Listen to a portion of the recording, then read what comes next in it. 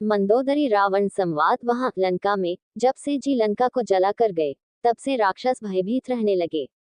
अपने अपने घरों में सब विचार करते हैं कि अब राक्षस कुल की रक्षा का कोई उपाय नहीं है, जिसके दूत का बल वर्णन नहीं किया जा सकता, उसके स्वयं नगर में आने पर कौन भलाई है। हम लोगों की बड़ी बुरी दशा होगी। दूतियों से नगरवासियों के वचन सुनकर मंदोदरी बहुत ही व्याकुल हो गई।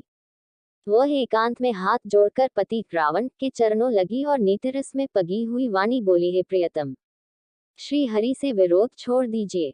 मेरे कहने को अत्यंत ही हितकर जानकर हृदय में धारण कीजिए। जिनके दूत की करनी का विचार करते ही, स्मरण आते ही राक्षसों की स्त्रियों के गर्भ गिर जाते हैं।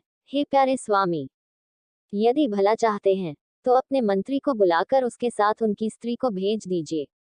सीता आपके कुल रूपी कमलों के वन को डेक देने वाली जाड़े की रात्रि के समान आई है।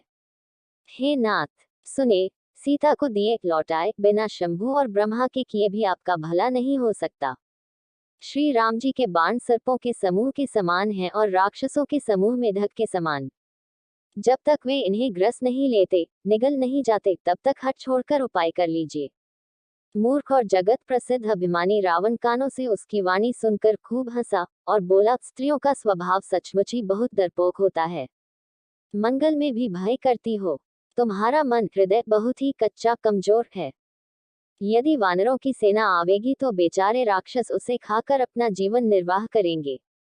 लोकपाल भी जिसके डर से कांपते हैं, उसकी स्त्री डरती हो, ये बड़ी हंसी की बात है। रावण ने ऐसा कहकर हंसकर उसे हृदय से लगा लिया और ममता बढ़ाकर अधिक स्नेह दर्शाकर वह सभा में चला गया।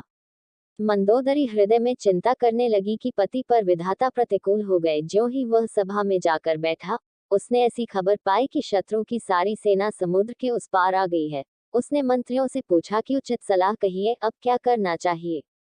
तब वे सब हंसे और बोले कि चुप किए रहिए, इसमें सलाह की कौन सी बात है।